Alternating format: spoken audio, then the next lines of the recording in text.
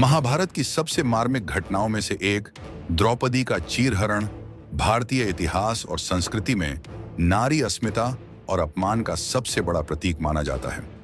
यह घटना न केवल उस समय के समाज में व्याप्त अंधकार और अन्याय को उजागर करती है, बल्कि भविष्य की अनगिनत पीढ़ियों को भी यह सिखाती है कि जब भी किसी नारी के सम्मान के साथ खिलवाड़ होता है, समाज का पतन अवश्यंभावी होता है। द्रौपदी पांचों पांडवों की पत्नी और राजा द्रुपद की पुत्री, अद्वितीय सौंदर्य और बुद्धिमता की धनी थी। उनकी वीरता, आत्मसम्मान और साहस का अद्भुत उदाहरण महाभारत के हर पाठक के मन में बसा हुआ है। उनकी कहानी एक सामान्य नारी की नहीं थी। वे एक ऐसी नारी थीं जिनका जीवन महाभारत के युद्ध और उसके परिणामों का केंद्रीय बिंदु बन गया। महाभारत की कहानी का यह काला अध्याय उस दिन शुरू होता है जब पांडवों को छल से जुए के खेल में उलझाया गया। हस्तिनापुर की सभा में शकुनी, जो कौरवों के पक्ष में खेल रहा था, ने युधिष्ठिर को जुए में हराने के लिए छल का सहारा लिया। धीरे धीरे युधिष्ठिर अपनी संपत्ति, राज्य, भाई और अंत में स्वयं को भी हार बैठे। यह एक राजा और धर्मनिष्ठ व्यक्ति के लिए अत्यधिक अपमानजनक था। लेकिन सबसे बड़ा अपमान तब हुआ जब युधिष्ठिर ने अपनी पत्नी द्रौपदी को भी दांव पर लगा दिया। इस बात को सुनकर सभा में एक सन्नाटा छा गया। युधिष्ठिर का यह कदम धर्म के नाम पर सबसे बड़ा अन्याय बन गया। जब युधिष्ठिर ने द्रौपदी को दांव पर लगाया और हार गए, तो दुर्योधन ने आदेश दिया कि द्रौपदी को सभा में लाया जाए। दुशासन, जो दुर्योधन का छोटा भाई था, ने तुरंत आदेश का पालन किया और द्रौपदी को उनके कक्ष से जबरन खींचकर सभा में लाया। उस समय द्रौपदी अपने मासिक धर्म के दिनों में थीं और केवल एक ही वस्त्र में थीं, जो उस समय के सामाजिक नियमों के अनुसार उन्हें पवित्रता और सम्मान का अधिकार देता था। जब द्रौपदी को सभा में लाया गया, उन्होंने क्रोधित होकर एक सवाल पूछा, क्या धर्मराज युधिष्ठिर, जो स्वयं को हार चुके थे, उनके पास मुझे दांव पर लगाने का अधिकार था? यह सवाल सभा में मौजूद सभी राजाओं, मंत्रियों और गुरुओं से था, लेकिन कोई भी इस सवाल का उत्तर देने की हिम्मत नहीं कर सका। भीष्म पितामह, जो कौरवों और पांडवों दोनों के गुरु थे, ने भी अपनी चुप्पी साध ली। गुरु द्रोण, जो शस्त्र विद्या के महान आचार्य थे, भी इस सवाल का जवाब देने में असमर्थ रहे। यह वह क्षण था जब समाज के सभी नियम और मर्यादाएं टूट चुकी थीं और नारी का सम्मान पूरी तरह से अपमानित हो रहा था। दुर्योधन, जो सदैव से पांडवों से द्वेष रखता था, ने दुशासन को आदेश दिया कि वह द्रौपदी का चीरहरण करे। यह आदेश सुनते ही दुशासन ने द्रौपदी के वस्त्र खींचने शुरू किए। यह दृश्य इतना अमानवीय और हृदय विदारक था कि सभा में बैठे सभी लोग स्तब्ध रह गए। किसी ने भी नारी के सम्मान के इस घोर अपमान को रोकने का साहस नहीं दिखाया।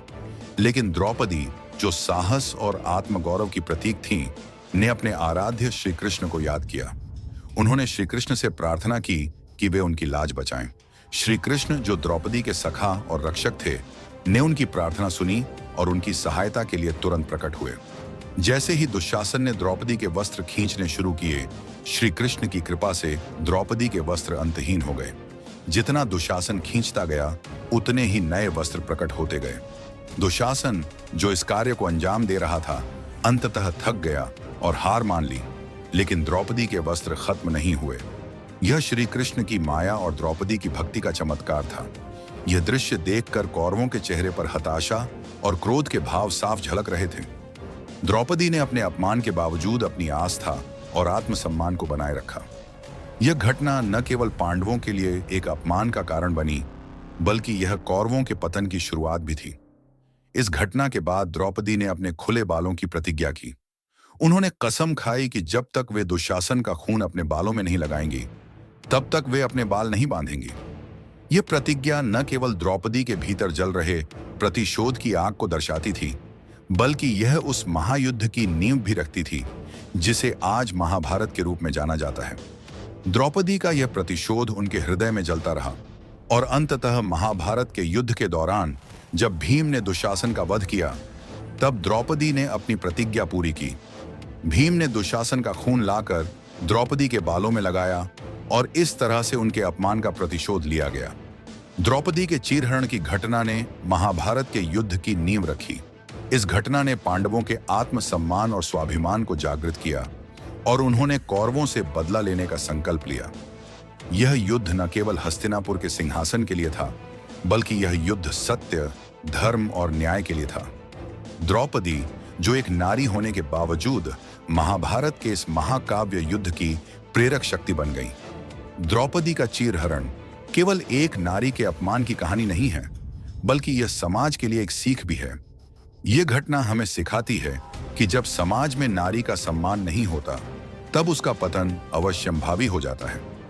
द्रौपदी ने अपने साहस, आत्मसम्मान और आस्था के बल पर अपने अपमान का प्रतिकार किया और यह संदेश दिया कि किसी भी परिस्थिति में सत्य और धर्म का मार्ग नहीं छोड़ना चाहिए।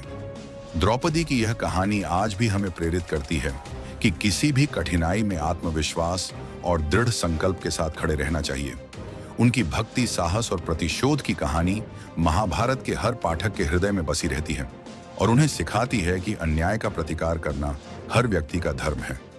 वीडियो पसंद आई हो तो लाइक, शेयर और सब्सक्राइब करें और हमारे 500 सब्सक्राइबर्स के लक्ष्य को हासिल करने के लिए मदद करें।